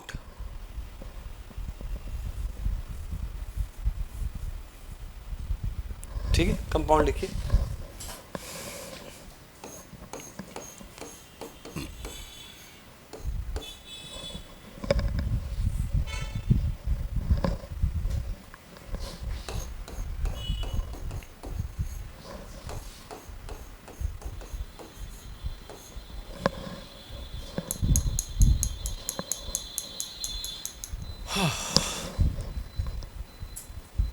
ठीक है भैया, चलो नोट कर डालो।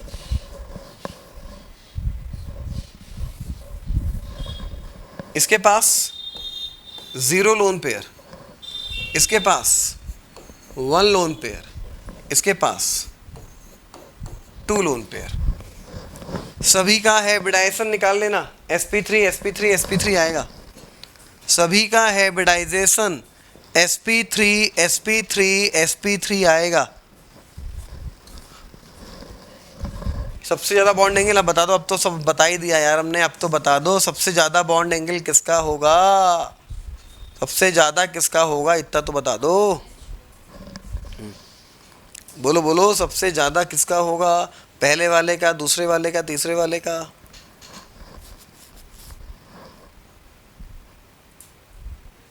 तीसरे वाले का। सबसे ज़्यादा किसका होगा? सबसे ज़्यादा किसका होगा? तीसरे वाले का। अबे नशेड़ियों, अबे गंजेड़ियों, भंगेड़ियों, सबसे ज़्यादा तीसरे का होगा। अबे लोन पेयर के आने पे बॉन्ड एंगल घटता है या बढ़ता है, इतना बताओ। लोन पेयर के आने पे बॉन्ड एंगल डिक्रीज या इंक्रीज, इतना बताओ। लोन पेयर के आने पे बॉन्ड एंगल डिक्रीज या इंक्रीज, इतना बताओ। अब आंसर ना बताओ, आंसर बनाने का टाइम चला गया। डिक्रीज करेगा लोन पेयर के आने पे। तो यार इसके पास लोन पेयर कितने हैं? जीरो, कोई लोन पेयर नहीं है, तो इसका बॉन्ड एंगल फिक्स रहेगा 109.28 मिनट। sp3 है। एक लोन पेयर है, थोड़ा कम हुआ। दो लोन पेयर है, और कम हुआ। सबसे ज्यादा बॉन्ड एंगल किसका हो गया? पहले वाले का, उसके बाद दूसरे वाले का, उसके बाद तीसरे वाले का। तो सबसे ज्यादा ये हुआ पहला, उससे कम दूसरा, उससे कम तीसरा। सभी का हाइब्रिडाइजेशन क्या आएगा? सभी का sp3 हाइब्रिडाइजेशन आएगा। चलो नोट करो फटाक से। हाँ, that is the right answer. बोलो क्लियर है कि नहीं क्लियर है? बोलो क्लियर है, फटाफट बोलो क्लियर है 100%। चलो नोट करो फटाक से बेटा।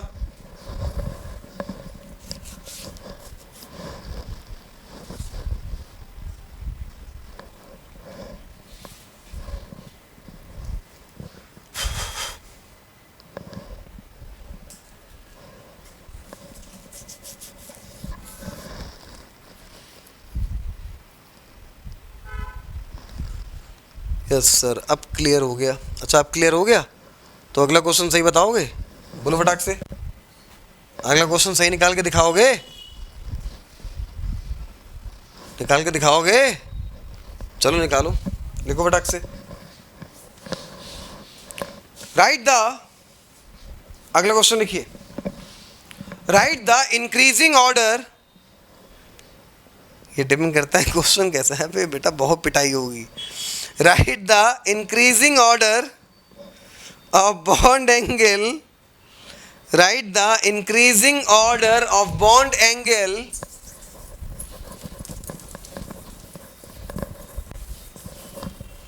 in the following compound or ion, in the following compound or ion.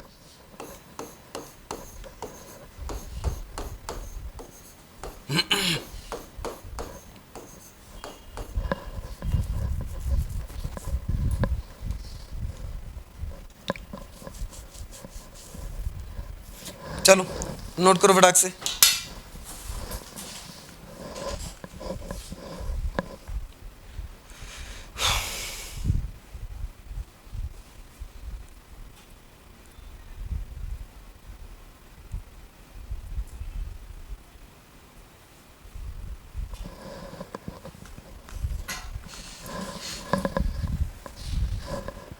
भैया एक बात ध्यान रखना, बस सिर्फ एक बात ध्यान रखना, NO2 का बॉन्ड एंगल रट लेना, एक्सेप्शन है, मोस्ट इंपॉर्टेंट है, 132 डिग्री होता है। ये किसी रूल को फॉलो नहीं करता है, अलग चलता है, अलग कहानी होती है इसकी। NO2 का बॉन्ड एंगल 132 डिग्री होता है, ये याद रखना है तुम्हें, एक्सेप्शन है। किसी से पूछोगे चकरा जाएगा, क्योंकि हाइब्रिडाइजेशन होता है sp2, तो sp2 का ज़्यादा से ज़्यादा होना चाहिए 120, लेकिन इसका बॉन्ड एंगल 120 से भी ज़्यादा 132 होता है, तो NO2 का याद रखना। अब सेट करो ऑर्डर, अब सेट करो ऑर्डर।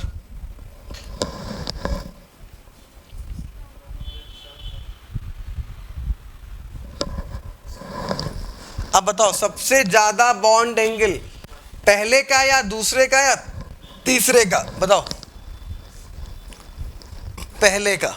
और कोई बताओ, सबसे ज्यादा बताओ, पूरा ना बताओ, सबसे ज्यादा बॉन्ड एंगल किसका होगा?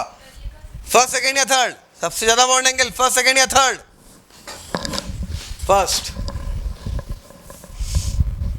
गांजा समझते हो? गांजा, गांजा समझते हो? गांजा, हीरोइन, चरस, गांजा समझते हो? समझते हो ना? सुना है ना इसके बारे में? दिमाग के लिए बहुत हानिकारक है, इसका नशा मत किया करो। अबे भंगेड़ियों, सबसे पहले हाइब्रिडाइजेशन चेक करना, सबसे पहला काम हाइब्रिडाइजेशन, उसके बाद लोन पेयर, उसके बाद आगे की कहानी, ठीक है? तो भैया बेटा हाइब्रिडाइजेशन तो देख लो इसका।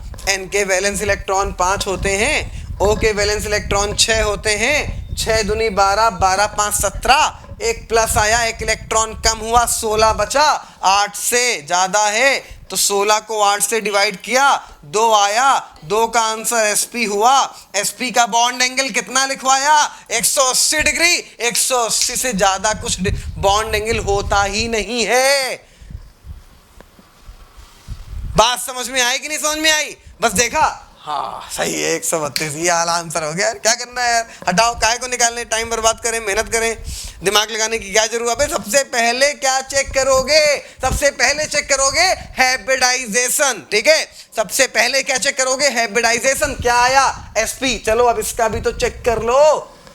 हाँ, इसका मत चेक करना, क्योंकि इसका तो बॉन्ड एंगल 132 डिग्री है, इसका चेक कर लो यार। O के वैलेंस इलेक्ट्रॉन 6, 6 दूनी 12, 12, N के वैलेंस इलेक्ट्रॉन 5, 12 5 17, एक माइनस आया तो 17 एक 18, 18 को डिवाइड किया 8 से, कितनी बार जाएगा? 2 बार, 8 दूनी 16, 18 में से 16 गया तो बचा कितना? 2, 2 को 2 से कट किया, कितना आया? 1, 2 और 1 कितना हुआ? 3, और 3 का आंसर क्या हुआ? sp2। 3 का आंसर क्या हो गया बेटा? sp2। लोन पेयर कितना है? 1 है, तो 120 तो तब होता है जब एक भी लोन पेयर ना हो, यहां तो एक लोन पेयर है, तो बॉन्ड एंगल 120 डिग्री से थोड़ा कम होगा, पता नहीं कितना होगा, लेकिन 120 डिग्री से थोड़ा कम होगा, तो इसका बॉन्ड एंगल 120 डिग्री से थोड़ा कम, इसका बॉन्ड एंगल एग्जैक्ट 180, इसका 132। तो अगर इसका ऑर्डर सेट किया जाए, बढ़ता हुआ क्रम सेट किया जाए, तो सबसे कम बॉन्ड एंगल किसका होगा? दूसरे वाले का, उससे ज्यादा पहले वाले का, और सबसे ज्यादा तीसरे वाले का। तो ये हुआ बढ़ता हुआ क्रम। इस साइन का मतलब याद रखा करो, अगर तुम्हें पता ना हो इस साइन का मतलब, जिसको गोली पड़ी वो छोटा, अबे देखो ना, जिसको गोली पड़ी समझ लेना वो छोटा, तो गोली इसको पड़ ली ना इधर, भैया देखो ना शार्पनेस इधर है ना, तो ये छोटा और इधर वाला बड़ा, साइन का मतलब समझ लेना। क्या अब मेरी बात क्लियर है? बोलो फटाफट, क्या अब मेरी बात क्लियर है? बॉन्ड एंगल निकालने के लिए सबसे पहले क्या देखोगे? हाइब्रिडाइजेशन, उसके बाद क्या देखोगे? लोन पेयर, उसके बाद क्या देखोगे? इलेक्ट्रोनिगेटिविटी ऑफ सेंट्रल, उसके बाद क्या देखोगे? Electronegativity of surrounding. क्या मेरी बात क्लियर है? अब बोलो फटाक से 100%। ठीक बात।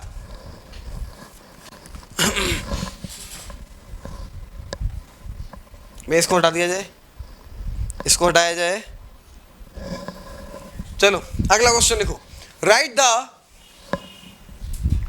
The increasing order, right the increasing order of bond angle, right the increasing order of bond angle in the following compound.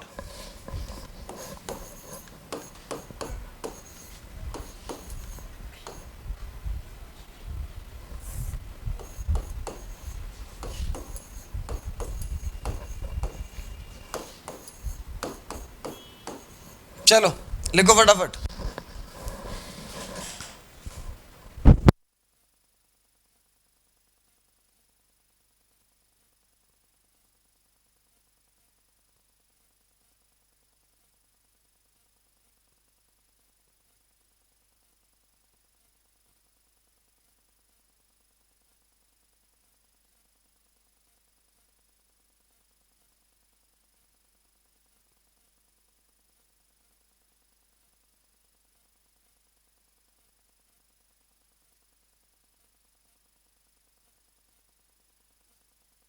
Bond angle का बढ़ता हुआ क्रम, बोलो सबसे ज्यादा किसका? पहला, दूसरा, तीसरा या चौथा? 4 3 2 1। बोलो बोलो बोलो बोलो बोलो बोलो बोलो बेटा, बोलो आंसर, बोलो आंसर, बोलो फटाफट बोलो। और वादा है हम गलत करवा के मानेंगे, वादा इक्वल। क्या बात है आदर्श भाई, बिल्कुल ठीक, आदर्श भाई बिल्कुल ठीक। अबे इक्वल होगा बॉन्ड एंगल यार, देखो भैया हाइब्रिडाइजेशन तो निकाल लो ना यार। बिल्कुल ठीक आदर्श तुम्हारा, ठीक है भैया। ये क्या आएगा? वैलेंस इलेक्ट्रॉन 3 7 7 त्रिक 21 21 3 24, सभी के वैलेंस इलेक्ट्रॉन 24 होंगे। 24 को कट करोगे 8 से तो कितनी बार जाएगा? 3 बार, 8 त्रिक 24, पूरा पूरा कट गया, मतलब लोन पेयर तो एक भी नहीं है। 3 का मतलब क्या है? sp2 sp2 sp2 sp2 sp2, सभी के सब sp2 हैं। भैया तुमने केस पता है कौन सा मार दिया? sp3 का। अबे तुमने केस कौन सा लगा दिया इस पे? हमने जो तुम्हें लिखवाया, सराउंडिंग एटम की इलेक्ट्रोनेगेटिविटी जितनी कम, बॉन्ड एंगल उतना ज्यादा, लेकिन वो केस सिर्फ और सिर्फ sp3 पे अप्लाई है, sp2 पे अप्लाई नहीं है। नहीं, दिमाग काम कर रहा है, तुम्हारे दिमाग से खेल रहे हैं आज, क्योंकि खेलेंगे नहीं तो तुम गलत करोगे। अभी तो खेलना पड़ेगा ना दिमाग से। गलत अभी गलत नहीं कराएंगे तो बाद में गलत करोगे, तो अभी हम गलत कराएंगे जिससे आप बाद में गलत ना करो। हाँ भैया ध्यान देना, हमें इतना बताओ, सराउंडिंग एटम की इलेक्ट्रोनेगेटिविटी जितनी कम, बॉन्ड एंगल उतना ज्यादा, वो कौन सा केस है? हमने क्या लिखवाया? जब हर कंपाउंड का हाइब्रिडाइजेशन sp3 हो। क्या यहाँ पे sp3 है? नहीं नहीं नहीं, क्या है? sp2 है, और sp2 के सब sp2 हैं, और सभी के पास कोई लोन पेयर नहीं है। हमने लिखवाया तो आपको यार, sp2 का बॉन्ड एंगल कितना होता है? 120 120 120 120 120, सबका बॉन्ड एंगल क्या होगा? बराबर होगा। क्या बात क्लियर है? अब बोलो क्या क्लियर है? ये वाला कॉन्सेप्ट, ये वाला क्वेश्चन क्लियर है? बोलो क्लियर है? 100%? 100% क्लियर है? ठीक बात साहब, लिखो बॉन्ड एंगल सबका बराबर, क्योंकि sp2 होगा, क्योंकि sp2 120 120 120 120 सभी का बॉन्ड एंगल 120, सभी का बॉन्ड एंगल 120, सभी का बॉन्ड एंगल 120, क्योंकि हाइब्रिडाइजेशन sp2, क्योंकि लोन पेयर नहीं है, बॉन्ड एंगल एग्जैक्ट 120 होगा सभी का। चलो अगला क्वेश्चन। अरे टाइम ना बताओ, टाइम हो गया, बकलोल कहेंगे। अगला क्वेश्चन, जब तक बॉन्ड एंगल खत्म नहीं होगा तब तक टाइम चलता रहेगा। टाइम हो गया, लग रहा फेरे पड़ने का टाइम हो गया, बता रहे टाइम हो गया। COF2 COCl2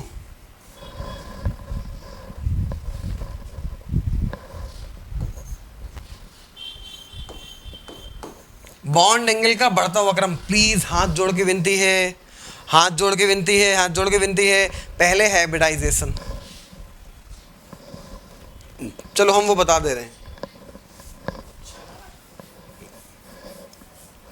एक F का वैलेंस इलेक्ट्रॉन 7, 7 दूनी 14, 14 और 6 20, 20 4 24।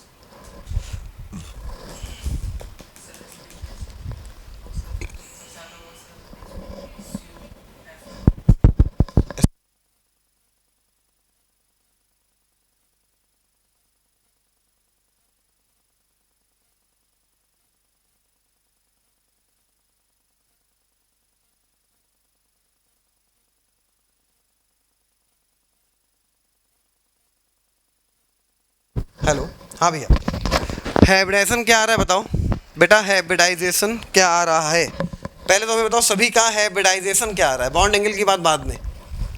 sp2 पहले आंसर नहीं चाहिए हमें, हमें पहले हाइब्रिडाइजेशन बताओ, हमें आंसर वांसर कुछ नहीं चाहिए, हाइब्रिडाइजेशन बताओ sp2। चलो देख लेते हैं। F के वैलेंस इलेक्ट्रॉन 7, एक F में 7, 2 F में 7 दूनी 14, O का कितना 6, 14 6 20 और 20 और 4 24, तो भैया 24 बेटे 8, 8 त्रिक 24, 3 sp2 120 120 120, क्योंकि लोन पेयर एक भी नहीं होगा, तो ये वही वाला है, इसके पहले वाला लिखने की जरूरत नहीं है। क्या मेरी बात समझ में आ रही है? अब मेरी बात कुछ कुछ पल्ले पड़ रही होगी। हाँ तो यहीं पे ही ले आओ ना उसको मिलने। हाँ क्या मेरी बात अब कुछ कुछ पल्ले पड़ रही है? पक्का? चलो तो बताओ, अच्छा फटाक से बताओ, फटाक से, जल्दी से जल्दी से जल्दी से जल्दी से जल्दी से जल्दी से जल्दी से बताओ। इन दोनों में पहले हाइब्रिडाइजेशन निकालना, पहले हाइब्रिडाइजेशन निकालना, उसके बाद आंसर बोलने की कोशिश करना। इन दोनों में बॉन्ड एंगल बताना है। बोलो बोलो बोलो बोलो, बॉन्ड एंगल ज्यादा किसका? पहले हाइब्रिडाइजेशन निकालो, अगर दोनों का सेम आए तब लोन पेयर चेक करो, अगर दोनों का सेम आए तब लोन पेयर चेक करो, उसको बुला लो। हाँ अगर दोनों का सेम आए तब लोन पेयर चेक करो। बोलो बोलो बोलो फटाक से।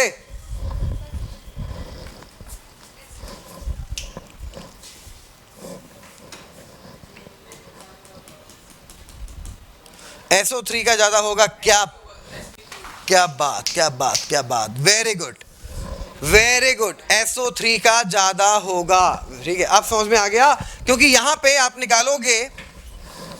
निकालोगे तो SO3 का हाइब्रिडाइजेशन यहां पे आएगा sp2, और यहां पे भी निकालोगे भाई, वो तुम्हारा आ चुका होगा यार, 6 चौको 24, 24 बेटे 8, कितना हो गया? 3, 3 का आंसर क्या हो गया? sp2।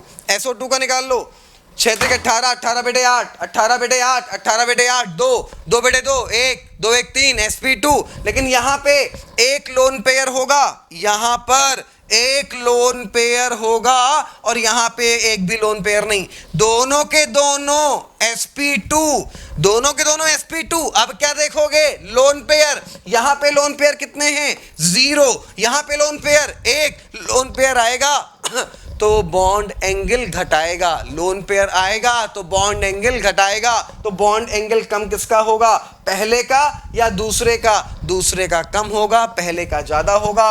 आंसर आ गया first is more than second. क्या बात क्लियर है? फटाफट लिख के बताओ हमें यहां पे, क्या बात अब 100% क्लियर है? बोलो फटाफट। 100% क्लियर है। सबसे पहले क्या देखेंगे, हाइब्रिडाइजेशन, उसके बाद क्या देखेंगे, उसके बाद देखेंगे लोन पेयर। लोन पेयर जितने ज्यादा बॉन्ड एंगल उतना कम। अगर लोन पेयर सेम हो गए तो चेक करेंगे क्या sp3 का केस है, sp3 का केस है तो सेंट्रल एटम की इलेक्ट्रोनेगेटिविटी जितनी ज्यादा बॉन्ड एंगल उतना ज्यादा। अगर सेंट्रल भी सेम हो गया तो चौथा पॉइंट चेक करेंगे कि सराउंडिंग एटम तो वेरिएबल नहीं है, और अगर सराउंडिंग एटम वेरिएबल है तो सराउंडिंग एटम की इलेक्ट्रोनेगेटिविटी जितनी कम होगी बॉन्ड एंगल उतना ज्यादा होगा। क्या सारी बातें समझ में आई? क्या सारी बातें क्लियर हैं 100%? बोलो फटाक से। बेहतरीन, ठीक बात।